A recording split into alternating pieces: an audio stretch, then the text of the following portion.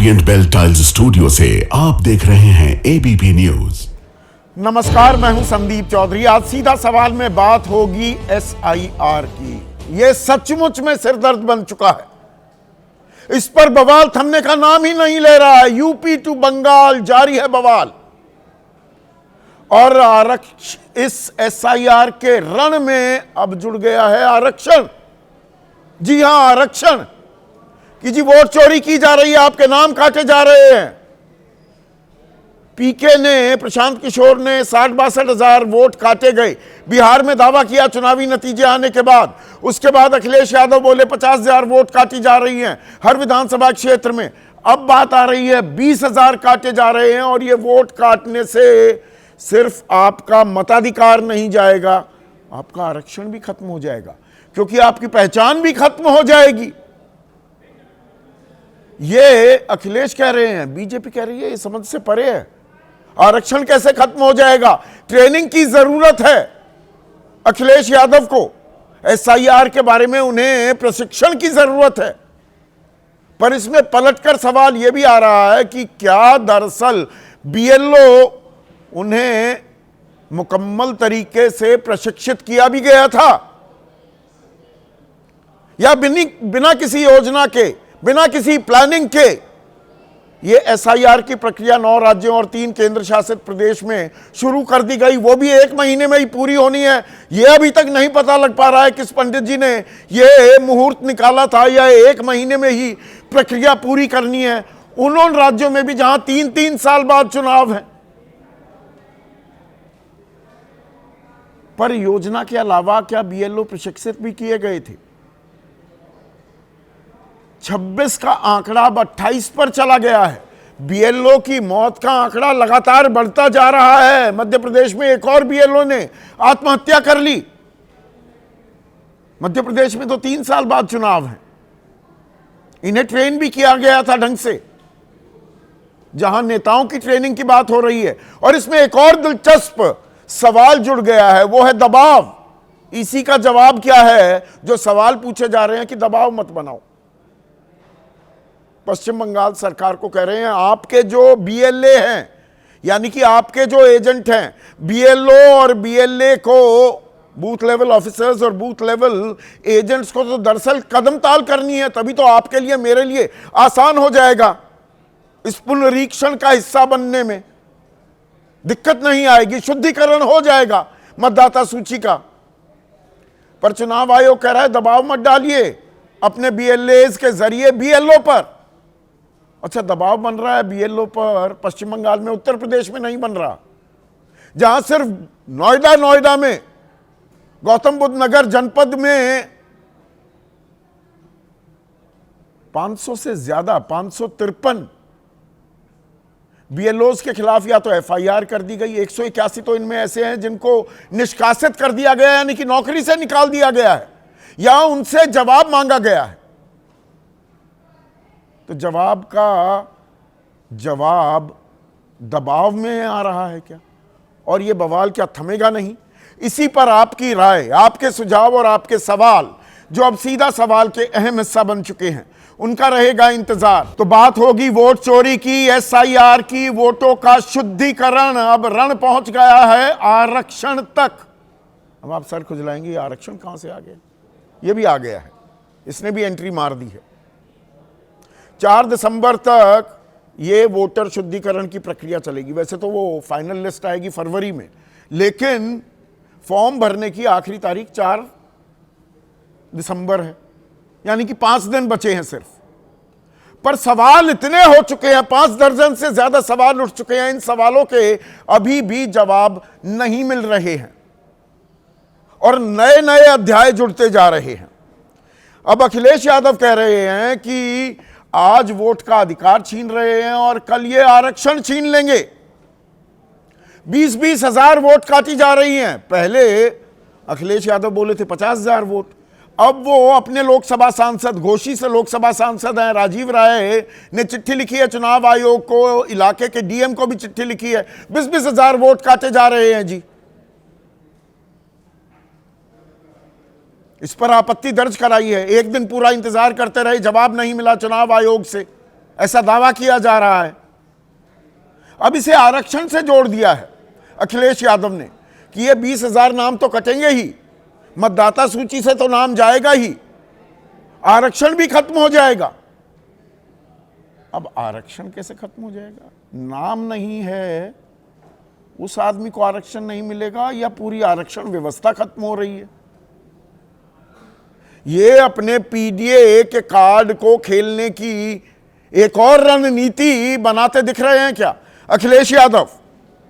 साथ ही साथ उन्होंने सवाल उठाया है कि भाई मतदाता सूची ये गुप्त होनी चाहिए, इसी की साइड से कोई कुछ भी जानकारी ले रहा है। बीजेपी ने तो कंपनियां लगा दी हैं, वो वोटरों की पूरी जानकारी हासिल कर रहे हैं।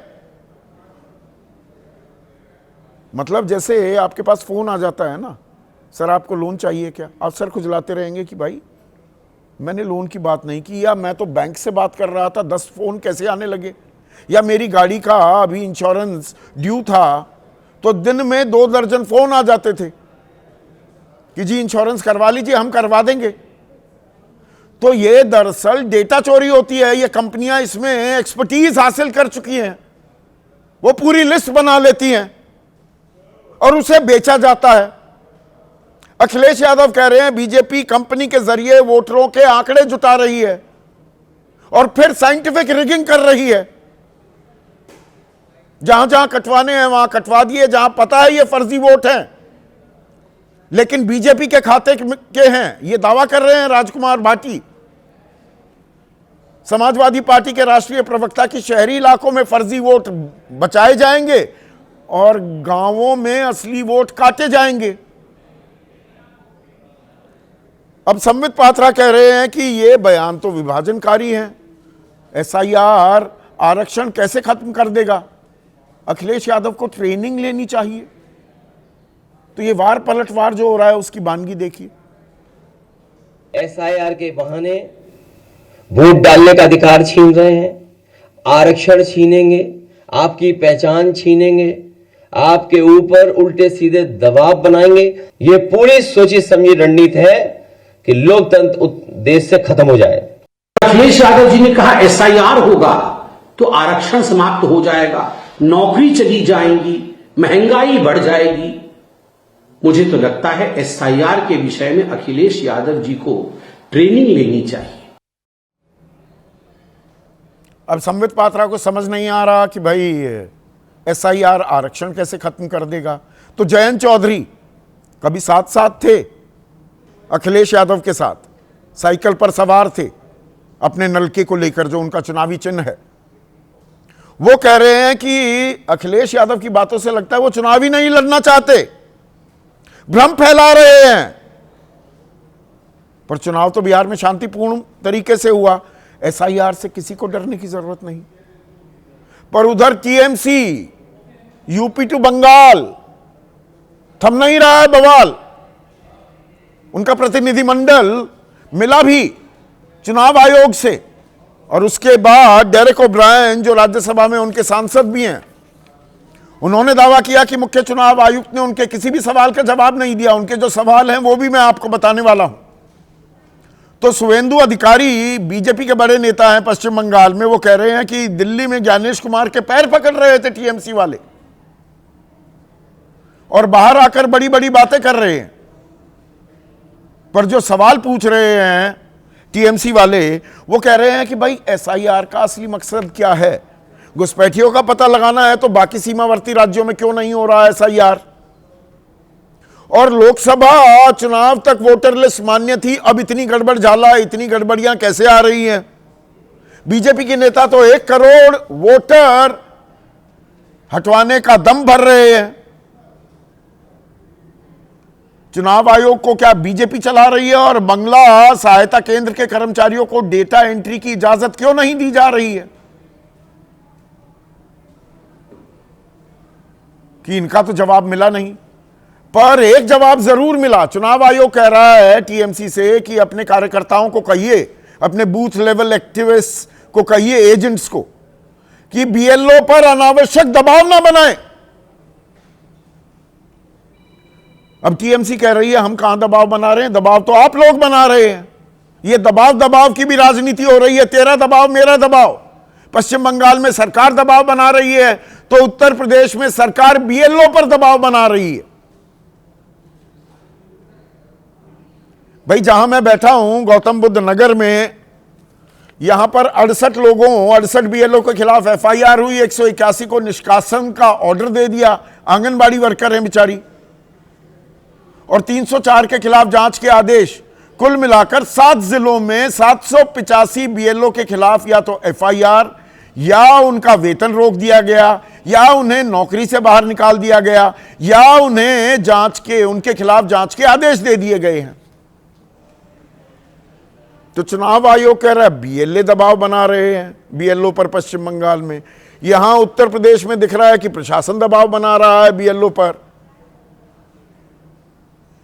वो सुरेश सिंह कोरी शादी करने वाले थे, 26 नवंबर को शादी होनी थी, 25 तारीख को उन्होंने आत्महत्या कर ली क्योंकि उनको जलील किया गया, फजीयत की गई, लानत मलानत की गई, धमकाया गया, घर में कानून को पहुंच गया। फतेहपुर के उनके घर में शादी से ठीक पहले नौकरी करो,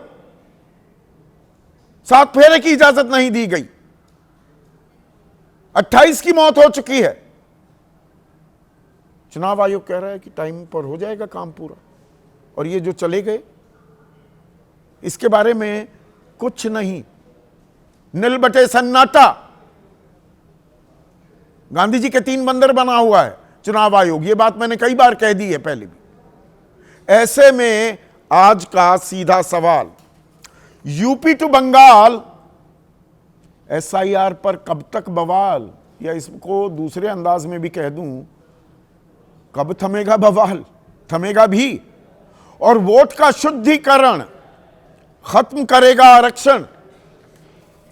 चर्चा में मेरे साथ बीजेपी की तरफ से प्रोफेसर सौरभ मालवीय, जेडीयू जो एनडीए की सरकार है बिहार में उसकी अगुवाई कर रही है, उनके राष्ट्रीय प्रवक्ता नवल शर्मा, रोहित अग्रवाल, मैंने अभी जयंत चौधरी का जिक्र किया, आरएलडी के राष्ट्रीय प्रवक्ता, वो हमारे साथ हैं। शशि पांजा कैबिनेट मंत्री हैं ममता बनर्जी सरकार में, पश्चिम बंगाल सरकार में, वो हमारे साथ जुड़ी हैं। एक्सक्लूसिव बातचीत हम करेंगे उनके साथ।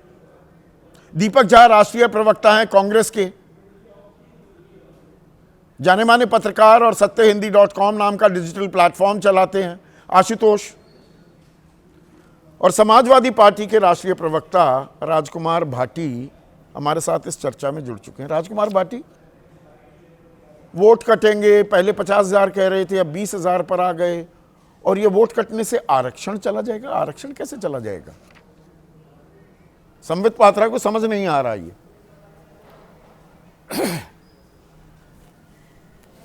नहीं, जब आरक्षित वर्ग के वोट ही कम हो जाएंगे, आरक्षित वर्ग का प्रतिनिधित्व कम हो आवाज जाएगा, बढ़ाइए तो कान में। आरक्षण खत्म करना तो भारतीय जनता पार्टी की बहुत लंबे समय की उनकी इच्छा है, भारतीय जनता पार्टी की और आरएसएस की, कि आरक्षण खत्म हो। ये तो वो लंबे समय से चाहते रहे हैं। उनकी चाहत कुछ भी लेकिन हो, संदीप जी, असली जो समस्या पैदा हो रही है, आरक्षण कैसे खत्म होगा? राजकुमार भाई, सवाल सीधा है बिल्कुल। देखिए, जो असली समस्या पैदा हो रही है वो चुनाव आयोग की जल्दबाजी की वजह से पैदा हो रही है। अगर चुनाव आयोग इसको पूरी तैयारी के साथ बीएलओज को पूरी ट्रेनिंग देकर पूरा समय लेकर अगर कराता, जिस प्रक्रिया को वो 1 महीने में आनन फानन में पूरी कर लेना चाहते हैं, वो प्रक्रिया 3 महीने में भी तो पूरी की जा सकती थी।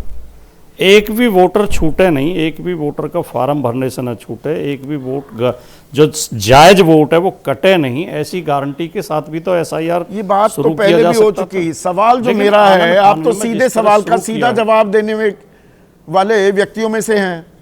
भाई, वोट कटेगा तो आरक्षण भी खत्म हो जाएगा, कैसे?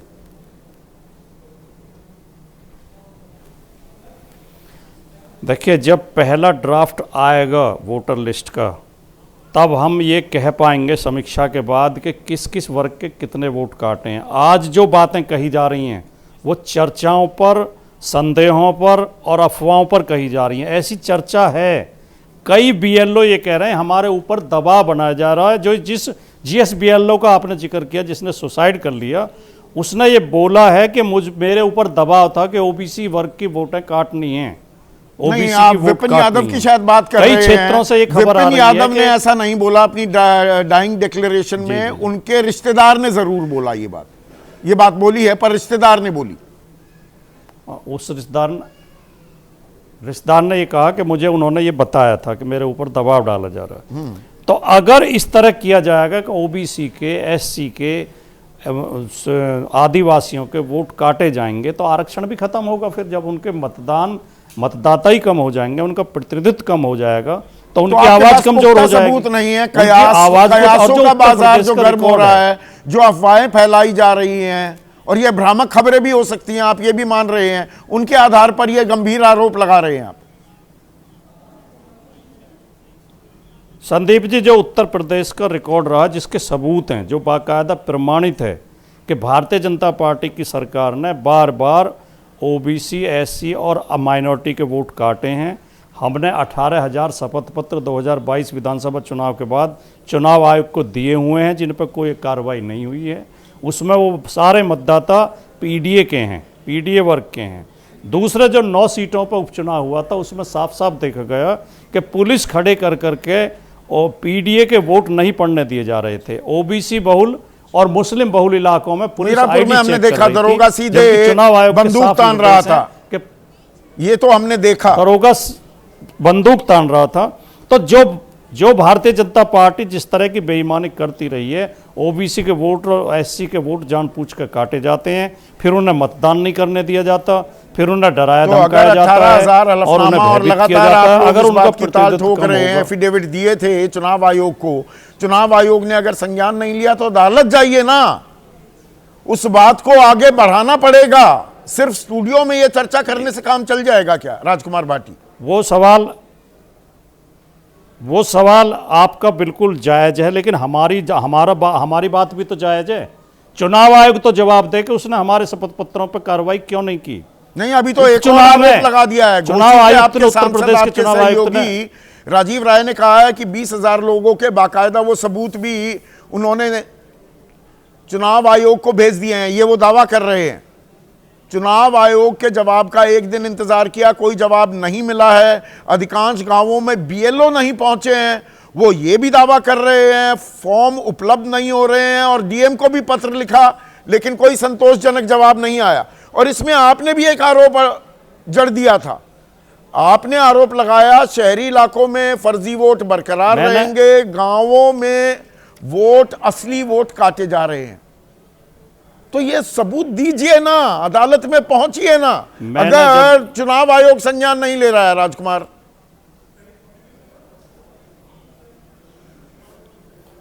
मैं जिला गौतम बुद्ध नगर की यहीं की आपको बात बता रहा हूं। मैंने सोशल मीडिया पे भी डाला था। हमने एक सप्ताह पहले ग्रेटर नोएडा में सूरजपुर कस्बा है, 30,000 वोट हैं, 25 बीएलओ हैं। हमने अपने बीएलएज की मीटिंग ली और रिपोर्ट मांगी कि कितने फार्म भरे जा चुके हैं, कितने फार्म वितरित हो गए हैं। एक भी बीएलओ तब तक मतदाताओं के घर नहीं गया था, जबकि चुनाव आयोग का निर्देश है कि 3-3 बार घर जाएंगे, मतदाता को फार्म देंगे। ये शिकायत हमने बीएलओ से बात की वहीं बैठ के फ़ोन पे। बीएलओ ने साफ कह दिया कि हमें उनके एड्रेस नहीं है हमारे पास, हम कैसे जाएंगे, वोटर लिस्ट में एड्रेस नहीं लिखे हुए।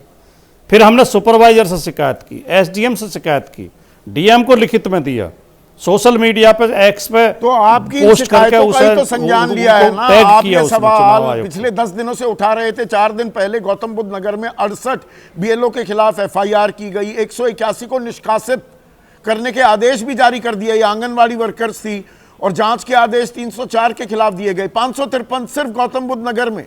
उसमें आप कहने लगे ये अमानवीय है, इनके साथ तो नाइंसाफी कर रहे हैं। अब चित भी मेरी, पट भी मेरी। राजकुमार भाटी, नहीं, मैं इस बात को ईमानदारी से स्वीकार करूंगा।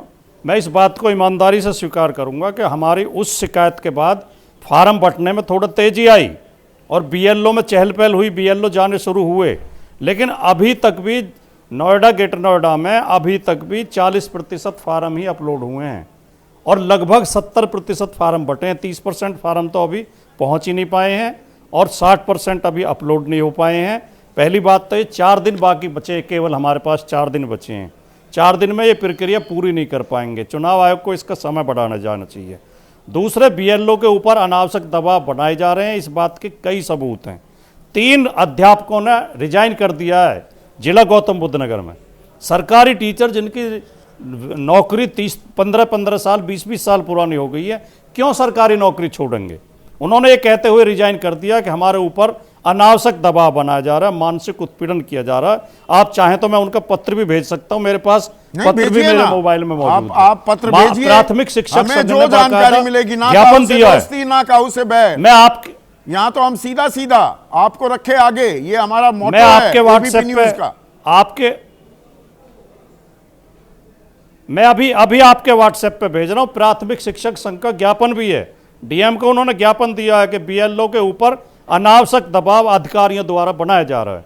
हमने जब उनसे व्यक्तिगत तौर पर पूछा कि क्या अनावश्यक दबाव बनाया जा रहा है, गजब का अंतर है। अभी कुछ दिन पहले आपके राष्ट्रीय अध्यक्ष बोले 50,000 वोट काटे जाएंगे पीडीए के हर विधानसभा क्षेत्र में। आज कह रहे हैं 20,000, क्योंकि राजीव राय 20,000 का कह रहे हैं। 20,000 कटेंगे, 50,000 कटेंगे, या कुछ नहीं कट रहा है? घोषी लोकसभा की बात जो आज 20,000 की बात घट रहा है, केवल घोषी, वो केवल घोषी लोकसभा की बात कही है। और हमारा कॉन्फिडेंस बढ़ रहा है, घट नहीं रहा। हमारे दबाव के बाद थोड़े काम में तेजी आई है और काम थोड़ा ठीक हुआ है। आपके तो और ये हमारी जिम्मेदारी बनती है। आपने तो राज्यसभा भेजा उन्हें। जयंत चौधरी कह रहे हैं चुनाव लड़ने का मन ही नहीं लग रहा है, समाजवादी पार्टी बहाने ढूंढ रही है चुनाव ना लड़ने के। अब ये तो जयंत चौधरी अपने दिल को टटोल कर देख लें कि जो पार्टी खत्म हो चुकी थी, जयंत चौधरी का सामान घर से बाहर फिकवाया था भारतीय जनता पार्टी ने, जयंत चौधरी को दिल्ली से बाहर कर दिया था। अखिलेश यादव जी और समाजवादी पार्टी की मदद से वो दोबारा दिल्ली में पहुंचे, दोबारा उन्हें आवास मिला। ये तो वो अपने दिल में झांक के देखे कि उन्हें अखिलेश जी के बारे में ऐसी भाषा बोलनी चाहिए या नहीं बोलनी चाहिए। एहसान फरामोश आदमी को नहीं होना चाहिए। आप अच्छा नहीं बोल सकते तो कम से कम खराब भी नहीं बोलें। जिस पार्टी ने आपके ऊपर लाठियां पटकवाई थी, पुलिस से पिटवाया था आपको सरेआम खुले मैदान में, आज उस पार्टी के साथ चले गए आप। ये तो उन्हें अपने दिल में झांक के देखना चाहिए। दिल में झांकने की जरूरत है, ठीक है। रोहित अग्रवाल भी साथ में है, क्योंकि आपने सीधे चुनौती दी है, ललकारा है जयंत चौधरी को। रोहित अग्रवाल भाई राज्यसभा तो भेजा ही, एक वो राजनीतिक बनवास समाजवादी पार्टी के साथ हाथ मिलाया, साइकिल पर सवार हुए तो खत्म हुआ था। राजकुमार भाटी कह रहे हैं अपने गिरेबान में झांकने की जरूरत है जयंत चौधरी को। संदीप भाई, राजकुमार भाटी जी ने शब्द का प्रयोग किया एहसान फरामोश। तो एहसान फरामोश 1989 में किसने धोखा दिया था चौधरी अजीत सिंह जी को? इनके राष्ट्रीय अध्यक्ष मुलायम सिंह यादव जी ने।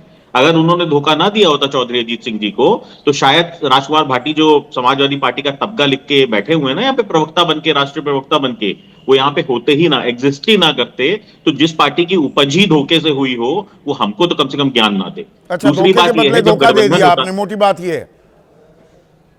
नहीं, हमने कोई धोखा नहीं दिया, हमने इनको कोई धोखा नहीं दिया। देखिए, गठबंधन होता है, गठबंधन के अंदर अपने टर्म्स एंड कंडीशन होते हैं जिसके जो तय होते हैं, और गठबंधन तोड़ने का काम समाजवादी पार्टी की तरफ से किया गया था। समाजवादी पार्टी पुनः राष्ट्रीय लोकदल को धोखा देना चाहती थी 2024 के चुनाव के अंदर, जो कि साफ साफ तौर पे सामने आ चुका था। और ये बात एक बार नहीं 10 बार कम से कम मीडिया के अंदर हो चुकी है कि समाजवादी पार्टी राष्ट्रीय लोकदल के सिंबल के ऊपर अपने गुंडों को लड़वाना चाहती थी, जिनके कैरेक्टर सर्टिफिकेट के अंदर पूरी तरीके से देश के अंदर खून रगा हुआ है। उन गुंडों को वो राष्ट्रीय लोकदल के सिंबल पर लड़ाना चाहती थी, क्योंकि राष्ट्रीय लोकदल के सिंबल के ऊपर पश्चिम उत्तर प्रदेश का मतदाता विश्वास करता है।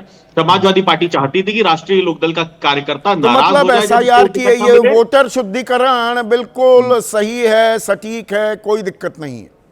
नवी बार हो रहा है संदीप भाई, कुछ नया थोड़ी ना हो रहा है भाई। देश के अंदर नवी बार वोटर 22 साल बाद भी हो रहा है ना, वो तो नवी बार तो हो रहा है। 2003 तक 8 बार हो गया, उसके बाद 2025 में ही याद आ रहा है। लोकसभा चुनाव से पहले याद नहीं आया। और ऐसी जगह हो रहा है जहां अब 3 साल बाद भी चुनाव है, वहां पर करवाने की ऐसी क्या जरूरत है? ऐसी हबड़ा तबड़ी क्यों है? वो आफत क्यों मची है? इसका जवाब देना चाहिए कि नहीं देना चाहिए? नहीं, बिल्कुल बिल्कुल देना चाहिए। देखिए, मैं आपको एक डेटा समझा देता हूं संदीप भाई, जो कि देश की जनता को समझना चाहिए। एक बूथ के ऊपर 1200 मतदाता हो सकते हैं मैक्सिमम, क्योंकि उसके ऊपर का अगर मतदाता होंगे तो ऑक्सिलरी बूथ बनाना पड़ेगा। और एक बूथ के ऊपर एक बीएलओ की जिम्मेदारी होती है। एक बीएलओ की जिम्मेदारी 2 बूथ की नहीं हो सकती है। तो स्थिति बिल्कुल साफ है। अगर आपको 30 दिन दिए गए हैं तो आपको 40 लोगों तक पहुंचना है, और भारत की जो जनसंख्या है उसके हिसाब से एक परिवार के अंदर 8 से 10 लोग होते हैं। मतलब आपको लगभग 4 से 5 परिवारों तक आपको पहुंचना है दिन में बीएलओ को। और समाजवादी पार्टी वाले कह रहे हैं बहुत प्रेशर है साहब बीएलओ के ऊपर। अच्छा, तो अब ये मुझे समझ में नहीं आ रहा 28 प्रेशर BLO की मौत बीएलओ के यूं ही ऊपर हो है गई। कि समाजवादी पार्टी के ऊपर है। ये इतनी बड़ी जमहूरियत में छोटे छोटे कर्मचारियों की मौतें होती रहती हैं। वो कोई ट्रेन के आगे कूद रहा है, किसी को शादी करने नहीं दी गई, 7 फेरे नहीं लेने दिए गए, वो फांसी लटक कर आत्महत्या कर लेता है, कोई जहर खा लेता है, बड़ी आसानी से काम हो रहा था, फिर ये क्यों मर रहे हैं बीएलओ? देखिए, किसी की भी मौत के ऊपर ना तो राजनीति होनी चाहिए और किसी की भी मौत दुखद नहीं, उस पर होती जवाब है भी नहीं और उसके देंगे। प्रति संवेदनशील चुनाव होना आयोग चाहिए। कहेगा सब चंगा सी, कोई दिक्कत नहीं है, टाइम से पूरा हो जाएगा। ये 28 लोगों की मौत का जिम्मेदार कौन है? देखिए, 28 लोगों के अगर ये लगता है कि इन 28 लोगों के अंदर मौत का जिम्मेदार चुनाव आयोग है, तो मुझे लगता है कि जिस पार्टी को ऐसा प्रतीत होता है उस पार्टी को आगे बढ़ के एफआईआर दर्ज करानी चाहिए। नहीं भाई, नहीं, देश के अंदर अच्छा कानून है, बड़ा संविधान है बड़ा ना। हर चीज विपक्ष के कांधे पे डाल देते हैं। डाइंग डिक्लेरेशन नहीं, नाम हम की एक विपक्ष चीज, के कांधे पे नहीं रोहित डाल भाई, रहे हैं। अरे आप तो इतने पढ़े लिखे इंसान हैं, डाइंग डिक्लेरेशन का तो सीधे संज्ञान प्रशासन पुलिस सीधा ले सकती है और एफआईआर होती है ना। कोई डाइंग तो वही बात डिक्लेरेशन में होगी ना। रोहित अग्रवाल का नाम डाल दे, अब तो खैर आप तो सत्ताधारी गठबंधन में है, शायद आपके खिलाफ कार्रवाई ना हो, मेरा नाम ले दे मुझे तो पुलिस सीधा उठा ले जाएगी, नहीं उठाएगी। और नाम लिए गए हैं डाइंग डिक्लेरेशन में, कानूनगो के भी, एसडीएम के भी, निर्वाचन अधिकारी के भी। कोई एफआईआर हुई? कोई चुनाव आयोग से कोई आदेश निर्देश पारित किया गया?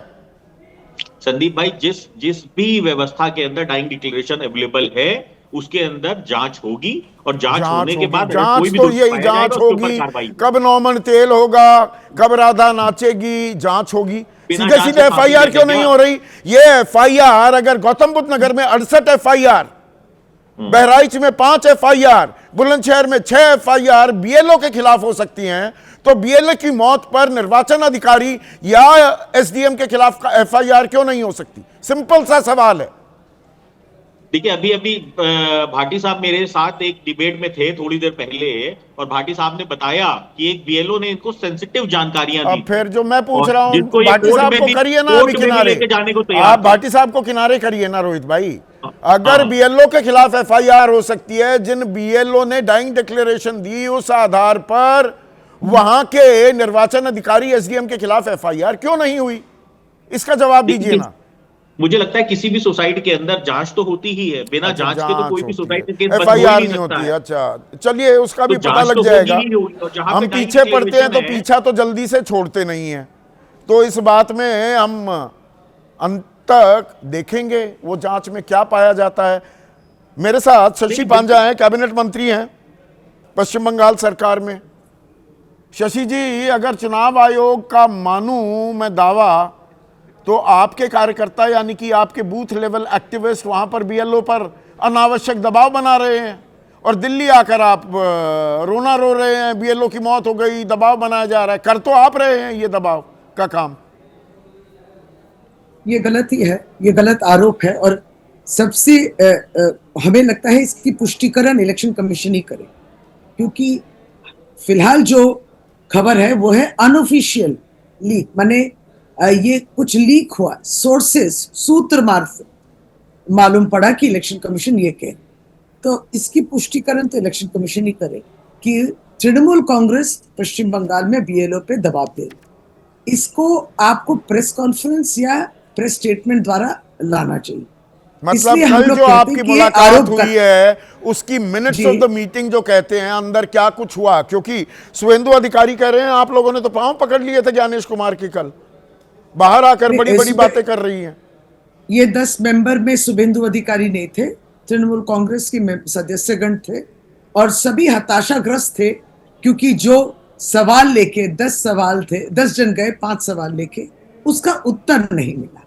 दरअसल सवाल बहुत सीधे साधे हैं, और कुछ हद तक आप भी विवरण दे रहे थे कि बीएलओ की मौत क्यों हो गई, और उन्होंने अपनी सुसाइड नोट में ये लिखा कि मैं ये दबाव नहीं ले पा रहा हूं, काम का दबाव, एसआईआर का जो काम है, मैं पश्चिम बंगाल की हकीकत बोल रही हूँ आपको, पश्चिम बंगाल में जो हो रहा है उसके बारे में सुसाइड नोट में ऐसे ही लिखा गया, डराने धमकाने वाली जो बीजेपी कर रही है उससे करीब 36 ऐसे और आप साधारण BLO को डरा व्यक्ति धमका नहीं रहे, हमको आपके जरूरत नहीं कार्यकर्ता है, नहीं धमका रहे हैं। हम लोग को जरूरत नहीं है। क्यों? आपको सत्य बता दें कि तृणमूल कांग्रेस के ही BLA-2 एजेंट हैं। सच, आप आइए पश्चिम बंगाल, आपको स्वागत का है। BLA एजेंट बीजेपी का मैदान में है ही नहीं कोई, एक आध है। दरअसल ये सब बहाने हैं। एसआईआर से वो क्या मेरा बोले, दबाव, एक मेरा झूठ दबाव, बात बोलो। यही है कि सर खुजलाता रह जाए आम आदमी। अब उस सर खुजलाने की बात एक और है शशि जी, आपकी नेत्री और दबाव में सूबे तो की जनता पश्चिम है। बंगाल, एक मिनट, मुख्यमंत्री ममता बनर्जी कह रहे हैं 40 BLO की मौत हुई। मेरे पास तो 28 का आंकड़ा है। पूरे जो 9 राज्य और 3 केंद्र शासित प्रदेश हैं, कुल मिलाकर 28 की हुई, आप कह रहे हैं 40 की मौत हो गई। 36 साधारण व्यक्ति वोटर और 4 जन BLO पश्चिम बंगाल के, कुल मिला के 40 लोगों की मौत। BLO 4 जन गुजर गए, जिन्होंने नहीं, अब तो 5 हो गए हैं BLO भी suicide note पश्चिम लिखे। बंगाल में। अब तो अब और एक भी जुड़ गया है, देखिए। और यही हम लोग कह रहे, कुछ लोग अस्वस्थ भी हैं, हार्ट अटैक भी हुई है। हम लोग को इतना ही, हम लोग SIR के विरुद्ध नहीं है, हम लोग ये आरोपों के विरुद्ध है जो है बंगाल को गलत एक नजरिया जो से देखने के लिए आपको मजबूर कर रहा है। आप बंगाल में SIR के खिलाफ नहीं है, यानी कि टाइम लगाकर हाँ, इत्मीनान से काम किया जाए तो आपको कोई परेशानी इत्मीनान नहीं से है। काम कीजिए, इत्मीनान से काम कीजिए। और ये काम 2024 में क्यों नहीं हुआ? अगर लोकसभा का चुनाव इसी वोटर लिस्ट में हो सकता है, तब वो एकदम अच्छा, सुंदर, अच्छा देर आयत दुरुस्त आयत क्यों ना माना जाए। अब बीजेपी तो कुछ वीडियोस का हवाला देती है शशि पांड्या जी कि ये जैसे ही SIR की प्रक्रिया शुरू हुई पश्चिम बंगाल में, बहुत सारे वो घुसपैठिए जिन्हें आपने वोट बैंक बना रखा है वो बांग्लादेश भागते नजर आ रहे हैं। देखिए आप, हम लोग तो बंगाल में रहते हैं, हम लोग सब जो है बांग्लादेशी बन गए रातों रात, हम लोग सब घुसपैठिया बन गए रातों रात, और हम लोग सब बन गए रोहिंगा रातों रात, हम लोग बन गए। और बीजेपी की ये कहावत है कि 1 करोड़ लोग के नाम कटेंगे। तो ये संख्या उनको कहां से मिल रही है, कैसे मिल रही है? ये कुछ नहीं है, ये तनाव को शुरू करने की, एक तनाव बनाने की, एक ऐसा तनाव बनाने की, दबाव आप बना रहे हैं, तनाव आप बना रहे हैं कि बीजेपी बना रही है। एक मिनट, प्रोफेसर सौरभ मालवीय है, तेरा दबाव मेरा दबाव, और ये क्या है 1 करोड़ लोगों के नाम काटे जाएंगे, ये जानकारी कहां से आ रही है बीजेपी के नेताओं के पास? वो चुनाव आयोग की जानकारी पहले ही पहुंच जाती है आपके पास।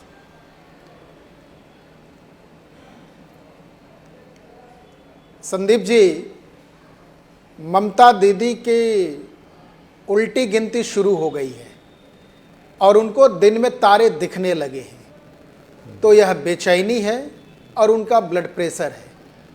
इसलिए उनके आंकड़े कभी BLO की संख्या 2 दर्जन, तो कभी कुछ और, तो कभी कुछ और, इस तरह की वो साफ कर दिया उन्होंने कि 36 सबसे मजेदार बात नागरिकों की मौत हुई है और 5, वो तो 4 ही कह रही थी, मैंने 5 बताया।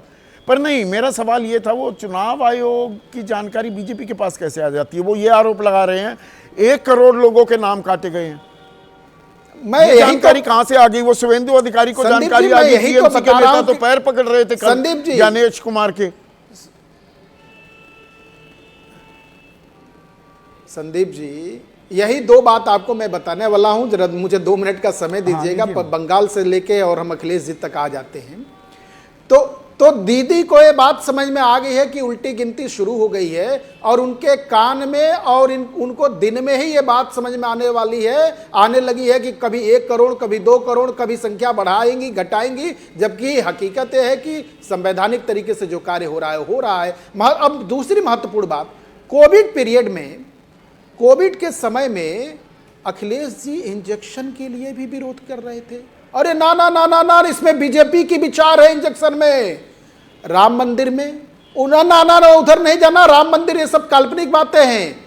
हर जगह सब बीच में क्या, तो संविधान खतरे में है। आखिर अखिलेश जी को जरा मैं आपसे आग्रह करता हूं, अपने टीम को, अपने एक कैमरामैन को आप भेजिए और दिन भर का उनका समय लगाइए, एक बीएलओ के साथ रहें, जरा देख लें बीएलओ को क्या परेशानी है, क्या समस्या है। अच्छा, ये 28 एक दिन जाए तो बैठे बैठे खबरों में बने रहने के लिए ना मुझे ये बताइए, आत्महत्या कर ली और चुनाव आयोग कह रहा है, सुनिए तो सवाल सुनिए, मैं आ रहा हूं, सुनिए ना, अरे सवाल सुना नहीं है, मैं आ रहा हूं, सवाल तो सुन लीजिए ना। वो कह रहे हैं पश्चिम बंगाल सरकार आप दबाव मत डालिए बीएलओ पर, आपके कार्यकर्ता यानी कि बीएलए दबाव डाल रहे हैं। ये गौतम बुद्ध नगर में 553 बीएलओ या तो एफआईआर हो गई या निष्कासित कर दिए या जांच के आदेश, कौन दे रहा है दबाव? और ये कोई संयोग है, प्रयोग है? सबसे ज्यादा दबाव, बिल्कुल ठीक, आपने सबसे ज्यादा दबाव गौतम बुद्ध नगर में ही बना बीएलओ पर। बिल्कुल ठीक, गौतम बुद्ध नगर। भाई विपक्ष को ये आरोप लगा रहे हैं ना, गौतम बुद्ध नगर की डीएम ज्ञानेश गुप्ता की बेटी हैं, कदमताल हो रही है क्या ये? संदीप जी, गौतम बुद्ध नगर प्रशासन ने कहा कि जो कार्य में लापरवाही करेगा उसके खिलाफ सख्त कार्रवाई होगी और नियम है होना अच्छा, चाहिए। तो ये दबाव दूसरी बात आगे अगर बीएलए कहेगा कि जो एक मिनट सुन लीजिए, निष्पक्ष पुनरीक्षण करे तो वो गलत दबाव होगा। सुन ही नहीं रहे आप, सुने तो। हाँ सुनाइए। अरे सुन तो लीजिए। हाँ। सरकारी कार्य में लापरवाही करेगा तो ये दंडनीय है, इस सरकार का नियम है, सरकार अपने हिसाब से करती है। दूसरी बात क्या कह रहे हैं कि यदि आप समय सीमा में कार्य पूर्ण करते हैं तो ये सारे दंड समाप्त कर दिए जाएंगे, हटा दिए जाएंगे। तो किसी भी व्यवस्था को, किसी सूबे को, नहीं, मुझे किसी भी प्रशासनिक एक चीज ढांचे को बताइए, चलाने ये के एक लिए महीने में ही ये तो पूरी करना, प्रशासकीय नियम कानून है, ये तो नियम कानून है। कौन सी गीता, कुरान, आप संदीप जी, आप अपने रिपोर्टर को भेज रहे हैं। अरे भाई 2 महीने में करा लो, ये आफत क्यों मचा रखी है? 1 महीने में कर दोगे तो ये दंड भी हट जाएगा, सम्मानित भी किया जाएगा। क्या कमाल कर रखा है, क्या भी मैं बताना चाहता हूं। 1 महीने में किसने कहा 1 महीने में करना है? सुन तो लीजिए, जनगणना आप करते नहीं, सुन लीजिए, 2021 से 2026 आने को हो गया। देश की जनसंख्या कितनी है ये हमें पता नहीं, 1 महीने में ही आपको एसआईआर करना, क्या कमाल हो रहा है? और जवाब नहीं देंगे और इसे होली बाइबल बना देंगे कि नहीं जी 1 महीने में करना था। किसने कहा, क्यों कहा? अरे ये विपक्षी रो रहे हैं, उनके रोने, क्योंकि उनको काम तो कराना नहीं है। विपक्ष करता रहे जो करना है। ये 28 लोगों की मौत हो गई इस चक्कर में। उत्तर प्रदेश कहां हैं आप? 28 लोगों की मौत पर कोई संवेदनाएं नहीं है। नहीं, इस चक्कर में नहीं। संदीप जी यहां सुधार करिए। क्या ऑब्जेक्शन? प्लीज ऑब्जेक्शन करिए ना। ऑब्जेक्शन इस चक्कर में मैं पहले ही ऑब्जेक्शन कर रहा हूं, मेरी ऑब्जेक्शन इस चक्कर में कर रहे हैं। नहीं, आप विपक्ष का रोना गया, जहां जाना है उसे। मुझे विपक्ष से कोई लेना देना नहीं। इतनी आफत क्यों मचाई हुई है, उसका जवाब तो होना चाहिए ना। आपके बयान पर मैं आपके कथन पर आपत्ति दर्ज करता हूं। इस कौन से कथन पर मौत हो गई? कौन से कथन पर मौत? किन वजह? हाँ, नहीं, कौन से कथन पर आपत्ति करा रहे हैं? आपने कहा ना कि इस चक्कर में मौत हो गई, प्रेशर के चक्कर में। आपने भी क्या कहा? हाँ, कि तो ये इस और चक्कर में बीएलओ की मौत, मतलब हंसते हंसते कोई खुदकुशी कर लेता है, किसी को शादी नहीं करने दी जा रही। आपको कैसे पता है? आपको कैसे पता होगा? आपने डाइंग डिक्लेरेशन ही नहीं सुनी। देखिए ऐसा 39, है 28 साल हो गए सौरभ भाई पत्रकारिता करते हुए। उल जलूल की पतंगबाजी मैं नहीं करता हूं, पक्के सबूतों के साथ जो बात करता हूं। विपिन यादव का डाइंग डिक्लेरेशन अभी सुनवाऊं दोबारा से? देखिए, मौत के होने के कई कारण होते हैं। सुरेश सिंह कोरी की बहन ने क्या कुछ बताया, कितनी देर तक रोती बिलखती रही इसी कार्यक्रम में। ठीक बात, सीधी बात में शो किया है। मेरी संवेदना है, मैं था आपके साथ। तो मैं ऐसे ही ये आपत्ति आप दर्ज कराते रहिए, मुझे आपत्ति से कोई आपत्ति नहीं है। पर बेसिक सवाल आशुतोष, ये 1 मिनट सुनिए ना, 1 मिनट अब मुद्दे पर आते हैं। आशुतोष मुझे ये समझाइए, ये लक्ष्मण रेखा 1 महीने में ही पूरी करनी है जी, ये एसआईआर, ये कमाल का आइडिया किसका है? कोई सवाल ही नहीं पूछ रहा इस बात को लेकर। 2021 में जनगणना होनी थी, वो तो हुई नहीं। चलिए कोविड काल था, वो तो 2022 के अंत तक खत्म हो गया था। 2026 शुरू होने को हो गया। जनसंख्या का हमें पता नहीं, एसआईआर हमें जरूर करानी है।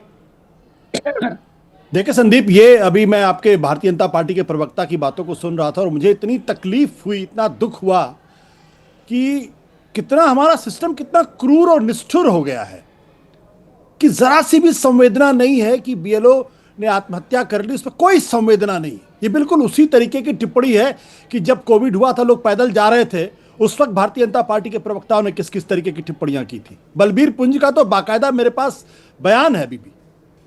और जब आपने देखा होगा जब किसान हमारे बैठे हुए थे, 700 किसानों की मौत हो गई इस भयंकर में भी, तब भी किस तरीके से करने की कोशिश की गई।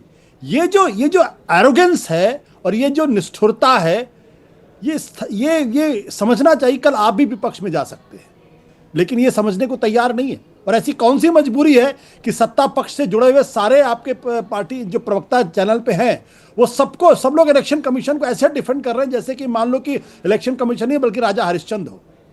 इस सवाल का जवाब इलेक्शन कमीशन के पास नहीं है। इस सवाल का जवाब भारतीय जनता पार्टी उनसे जुड़े हुए प्रवक्ताओं के पास नहीं है कि आखिर 1 महीने के अंदर आप क्यों खत्म कर देना चाहते। उत्तर प्रदेश के अंदर 1.5 साल बाद, पौने 2 साल बाद चुनाव है, आप 3 महीने में करा दीजिए ना। अगर आपकी मंशा ये है कि हमें जो वोटर लिस्ट उसमें एक और दिक्कत है, उसमें 2003 में जो पिछली दफा SIR तो खैर नहीं हुआ था, इंटेंसिव रिव्यू जो हुआ उसका मिलान का भी एक मसला है और सुप्रीम कोर्ट में भी जिरह हो रही थी। तो वहां कपिल सिब्बल कह रहे हैं कि भाई मेरे पिताजी ने 2003 में वोट नहीं किया या उनकी अगर मौत हो गई है तो मैं क्या करूं, कि नहीं जी फिर तो ये आपके लिए दिक्कत हो गई। क्यों दिक्कत हो गई, उसका सोल्यूशन क्यों नहीं है, इसका मतलब कोई योजना नहीं। और क्या ट्रेनिंग दी गई बीएलओ को, वो ट्रेनिंग कब दी गई, इसके बारे में कोई जानकारी नहीं है। क्योंकि हर जगह से ग्राउंड रिपोर्ट ये आ रही है आशुतोष कि बीएलओज ही नहीं समझा पा रहे फॉर्म को ढंग से और ना वो अपलोड कर पा रहे हैं खुद ब खुद।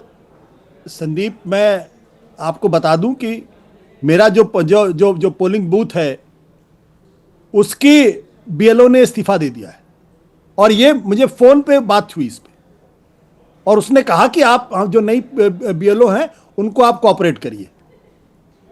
ये स्थिति है, लोग अपनी नौकरियां छोड़ रहे हैं और नौकरी भी कितनी, लोग आत्महत्या कर रहे हैं। ये बड़े अधिकारी नहीं है। 30-32 हजार रुपए की नौकरी होती है। मैंने बाकायदा अर्पिता सिंह, सुरेश सिंह कोरी जो लेखपाल थे, मैंने कहा उनकी तनख्वाह कितनी थी तो मुझे बताया 32,000 रुपए।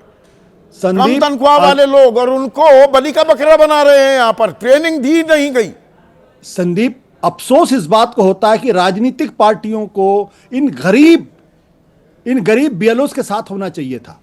ये लोग उस गरीब बीएलओ के साथ नहीं है बल्कि चुनाव आयोग के साथ है, जिसके परिवार में एक आदमी मर गया जो नौकरी छोड़ने के लिए विवश हो गया, उसके पक्ष में नहीं है। उल्टे ये षड्यंत्र, उसमें षड्यंत्र खोजा जा रहा है, उसमें साजिश खोजी जा रही नहीं, पर ये जरूर एक हाथ से नहीं दोनों हाथ से बज रही है। क्या अब अखिलेश यादव कह रहे हैं आरक्षण खत्म हो जाएगा? जी आरक्षण खत्म कर देंगे ये वोटर शुद्धिकरण से। नहीं, अगर आप गोंडा के लड़के जो विपिन यादव के परिवार के लोगों ने कहा है कि उसके ऊपर ये दबाव था कि ओबीसी के लोगों के नाम काटो, ये तो उसने ऑन रिकॉर्ड बोला है, कैमरे के ऊपर बोला है, उसने कोई झूठ तो बोला नहीं होगा। और अगर बोला होगा तो उसकी जांच होनी चाहिए। मैं उस डिबेट पे नहीं जाना चाहता। मैं ये कहना चाहता हूं कि सिस्टम और राजनीतिक पार्टी के प्रवक्ता और राजनीतिक पार्टियां कितनी निष्ठुर और क्रूर हो गई हैं कि उनको बाकायदा बीएलओस के साथ होना चाहिए जो बेचारे गरीब हैं। क्या किसी डीएम के खिलाफ कोई एफआईआर दर्ज हुई क्या उत्तर प्रदेश के अंदर किसी डीएम के खिलाफ? क्या आपसे काम नहीं हो रहा, आप काम संभाल नहीं पा रहे? मैं सवाल पूछ रहा था रोहित अग्रवाल से। नवल शर्मा, निष्ठुर और क्रूर हो गई हैं क्या राजनीतिक पार्टियां? आशुतोष बहुत गंभीर आरोप लगा रहे हैं। आप सब चुनाव आयोग के ऐसे जबरदस्त वकील बन गए हैं, बीएलओ मर रहे हैं, उस पर कोई घड़ियाली आंसू भी नहीं बहा रहा सत्ता दल से, सत्ताधारी गठबंधन से। जी संदीप भाई, बस 2 मिनट का समय दीजिएगा। पहली बात तो ये कि मैं चुनाव आयोग का प्रवक्ता नहीं हूं। अगर आप ये बताते हैं, आशुतोष जी या कोई भी अगर ये बताते हैं कि ये लोग चुनाव आयोग की वकालत करते हैं, तो मैं चुनाव आयोग की वकालत नहीं करता हूं। जब आप पाखंड करते हैं तो एक जागरूक नागरिक होने के नाते आपके पाखंड का पर्दाफाश करना मेरी मजबूरी बन जाती है। वैसे में जैसे ही आप संवैधानिक संस्थाओं पर कीचड़ फेंकते हैं, संवैधानिक संस्थाओं के पक्ष में खड़ा होना हमारी मजबूरी हो जाती है। हम चुनाव आयोग के प्रवक्ता बिल्कुल भी नहीं हैं। और देखिए राजनीति कैसी ये लोग कर रहे हैं। अभी भाटी साहब बता रहे थे कि आरक्षण खत्म कर दिया जाएगा। अरे हम लोग तो बिहार में जब से SIR शुरू हुआ तब से इस तरह की अफवाहबाज राजनीति को सुनने और उसे काटने के अभ्यस्त हो चुके हैं। बिहार में भी बवाल हुआ था कि राशन कार्ड से नाम काट दिया जाएगा, जमीन छीन लिया जाएगा। आरक्षण एक संवैधानिक व्यवस्था है और SIR मतदाता सूची का शुद्धिकरण है। दोनों में क्या संबंध है? भाटी साहब को भी बताने में पसीने छूट रहे थे। मैं उनकी मजबूरी को समझ रहा था। अभी आशुतोष जी बता रहे थे कि पार्टियां इतनी निष्ठुर हो गई हैं कि उन्हें गरीब BLO के पक्ष में खड़ा होना चाहिए। ज्ञानेश कुमार ज्ञान क्यों नहीं देते? वो घुसपैठिए कितने निकले जी। बिहार में? बस मुझे 1 मिनट और बोलने दीजिए। भी आ गए आपकी। बस 1 मिनट, 10वीं बार नीतीश कुमार ने बतौर मुख्यमंत्री शपथ भी ले ली। कितने घुसपैठिए निकले SIR में? प्रधानमंत्री से, गृह मंत्री से तमाम कह रहे हैं अब घुसपैठियों की पहचान होगी। कितने हैं घुसपैठिए बता तो दीजिए, तब तो मैं मान लूंगा SIR हो रहा है सही। संदीप भाई आपका सवाल ही तकनीकी, बोलने दीजिए संदीप भाई। हाँ। संदीप भाई मैं आपका बड़ा सम्मान करता हूं, लेकिन दुख हो रहा है यह कहते हुए कि आपका सवाल ही तकनीकी रूप से गलत है। टेक्निकली आपका सवाल गलत है। कैसे? SIR का उद्देश्य घुसपैठियों को पकड़ना है क्या? अच्छा, आप ये बताइए ना। SIR का नहीं है। उद्देश्य एक कारण तो यही बताया था आपने, शायद प्रेस कॉन्फ्रेंस ढंग से सुनी ही नहीं। आपने प्रेस कॉन्फ्रेंस ढंग से सुनी ही नहीं चुनाव आयोग की। नहीं, एक कारण यह भी था कि घुसपैठियों की पहचान करनी है। नहीं, मैंने वहां पर तो हम तब से सवाल उठा रहे हैं, गृह मंत्रालय का काम है, ECI का ये काम ही नहीं। इसीलिए आधार को पहचान नहीं मानने को तैयार था। 3 बार फटकार लगी सुप्रीम कोर्ट की। आप मुझे टेक्निकलिटी समझा रहे हैं सर। बाल सफेद हो गए मुझे ये काम करते हुए। सर तो ये कहां सर, मैं आपकी विद्वता पर और आपके अनुभव पर कोई सवाल नहीं खड़ा कर रहा हूं, लेकिन जैसे ही आप ये सवाल पूछते हैं कि कितने घुसपैठियों को पकड़े और SIR के उद्देश्य को आप एकांकित बना देते हैं, तो वैसे में सवाल पूछना यही तो सारे इशारे, सारे संकेत और बयान चुनाव आयोग, उसके आधार पर यह सवाल पूछ रहा हूं। अब बताएंगे नहीं? जी बिल्कुल। चुनाव आयोग वाले सुप्रीम कोर्ट का एक ऑब्जर्वेशन आया इस बार। संदीप भाई सुप्रीम कोर्ट जैसे ही बोला, बस 1 मिनट बोलने दिया जाए काइंडली। सुप्रीम कोर्ट के ऑब्जर्वेशन में ये पूरी SIR की प्रक्रिया चल रही है। सुप्रीम कोर्ट ने बोला कि बिहार में एक भी व्यक्ति ऐसा नहीं मिला जिसका नाम वोटर लिस्ट से काट दिया गया हो। ये सुप्रीम कोर्ट का ऑब्जर्वेशन बिल्कुल, है। जिसने कोई तो फिर आप जो भी अफवाह फैलाते हैं,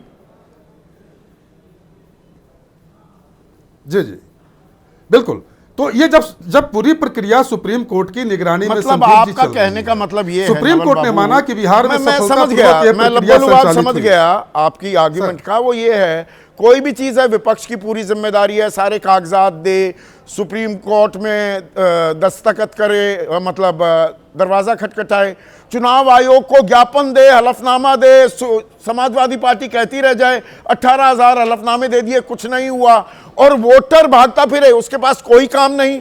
पहले मॉनसून में वो दस्तावेज अपने इकट्ठे करे, अभी यहाँ पर फसल की बुआई और कटाई दोनों काम चल रहे हैं और शादी ब्याह भी हैं। इन सबको छोड़ के वो BLO को ढूंढे, BLO ना मिले DM के पास जाए, DM ना मिले चुनाव आयोग के दफ्तर जाए, चुनाव आयोग ना मिले तो अदालत का दरवाजा खटखटाए। आम आदमी के पास और कोई काम नहीं है। संदीप जी, यदि सर्वोच्च न्यायालय की सर्वोच्चता में लोगों का विश्वास है तो पूरा देश यह देख रहा है कि SIR की पूरी प्रक्रिया पर सुप्रीम कोर्ट की बारीक निगाह लगी हुई है। अच्छा। और सुप्रीम कोर्ट ने यह आश्चर्य व्यक्त किया कि बिहार के बारे में इंप्रेशन दिया गया कि बिहार में लाखों लोगों के नाम कट जाएंगे, जैसे उत्तर प्रदेश में समाजवादी पार्टी इंप्रेशन दे रही है कि यहाँ लाखों नाम कट जाएंगे। नाम कटे हैं तो 1-2 आदमी जाकर याचिका तो कर लेते, सुप्रीम कोर्ट यही तो कह रहा है। देखिए भाजपा और JDU ने क्या क्या तर्क दिया, उससे मतलब लगता है कि मूर्खों की जमात आ चुकी है। बात यह है संदीप जी, इन्होंने कहा दिन में तारे दिख गए ममता बनर्जी को। मैं कहता हूं कि दिल्ली में तो दिन में सूरज भी नहीं दिखता है, अगर दिन में तारे दिख रहे हैं इसका मतलब है आसमान साफ है, वहां पे दूर की दृष्टि है। तो भाजपा और चुनाव आयोग किस तरीके से काम करते हैं? भाजपा ने कहा मैं गंगा साफ कर दूंगा, लेना जमशेदपुर यमुना को साफ कर दूंगा, दिल्ली के पोल्यूशन को साफ कर दूंगा, कुछ साफ नहीं हुआ। चुनाव आयोग उसी तरीके से कहता है मैं चुनाव लिस्ट, वोटर लिस्ट को शुद्धिकरण साफ कर दूंगा। तो दोनों मिले हुए हैं, दोनों मिलके काम कर रहे हैं। बात जावेद बेग हैं हमारे दर्शक भोपाल वासी, कह रहे हैं मध्य प्रदेश में जनता और BLO दोनों परेशान है, दोनों को ही फॉर्म भरना नहीं आ रहा है समझ में। बताइए कोई व्यक्ति मर जाता है, उसका पेंशन क्या आता रहता है 10 साल 5 साल तक। कोई वृद्ध महिला मर जाती है, कोई रिटायर हुआ आदमी मर जाता है, 5 दिन के बाद उसका खट से अकाउंट बंद, और सरकार को पता चल जाता है, बैंक को पता चल जाता है, सिस्टम को पता चल जाता है, ये व्यक्ति मर गया। चुनाव आयोग क्या सिर्फ चुनाव के पहले जागृत होता है, या SIR? वो क्यों भारत सरकार और जनता की टैक्स की कमाई पे तनख्वाह लेता रहता है, उसके कर्मचारी बैठे रहते हैं जी। वो कह रहे हैं पहले जनता अपने मन से सरकार चुनती थी, अब सरकार अपने मन से मतदाता चुनती है।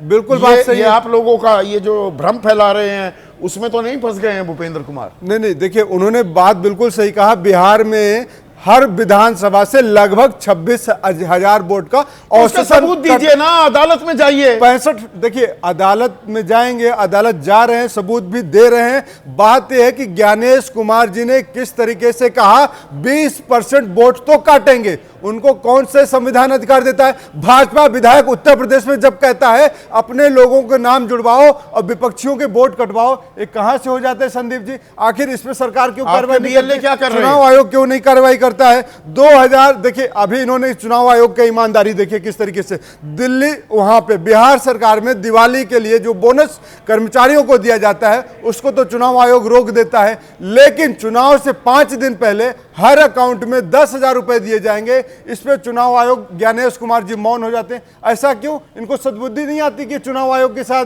देश की जनता अशोक गहलोत की मोबाइल बांटने की योजना पर रोक लगा दी गई थी।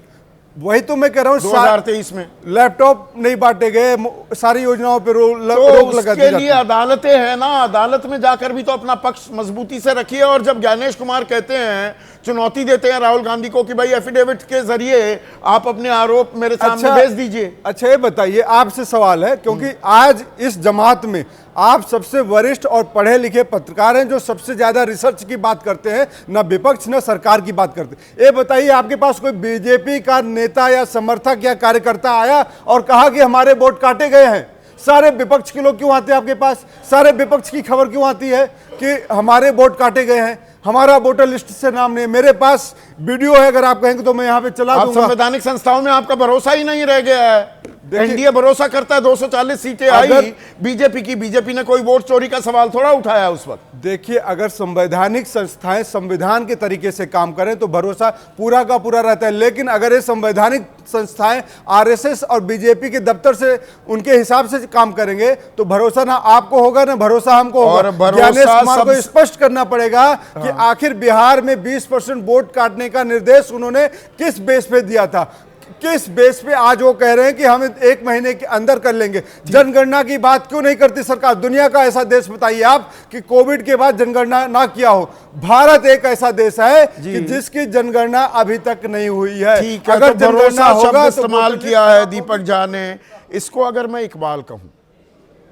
इकबाल, सरकारें इकबाल पर चलती हैं, संवैधानिक संस्थाएं, स्वायत्त संस्थाएं भी इकबाल पर चलती हैं, पर इकबाल पर जब सवाल उठने लगे तो मौन व्रत धारण करके या पर्ची थमाकर पत्रकारों को अपना ज्ञान देने से काम नहीं चलेगा।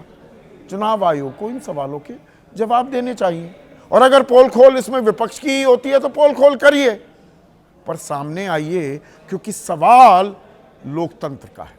आज बस इतना ही।